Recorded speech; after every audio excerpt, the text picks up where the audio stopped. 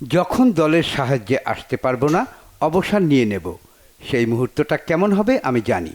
বুঝতে পারবো যে নিজেকে উপভোগ করছি না, সতীর্থদের কোনো সাহায্য করতে পারছি না। আমি ভীষণ আত্মসমালোচক। আমি জানি কখন আমি ভালো অবস্থায় থাকি, কখন খারাপ, কখন ভালো খেলি, কখন বাজে খেলি। যখন অনুভব করব পদক্ষেপটা নেওয়ার সময় এসেছে, বয়সের কথা না ভেবেই সেটা নেব। ভালো অনুভব করলে আমি সবসময় প্রতিদ্বন্দ্বিতা করতে চাই, কারণ আমি এটাই পছন্দ করি এবং জানি সেটা কিভাবে করতে হয়। কাতার বিশ্বকাপে সব কিছু যদি ঠিকঠাক না চলতো, তাহলে আমি জাতীয় দল থেকে সরে দাঁড়াতাম। খেলাধুলার ক্যারিয়ারে সব কিছু অর্জনের ও স্বপ্ন পূরণের সৌভাগ্য আমার হয়েছে।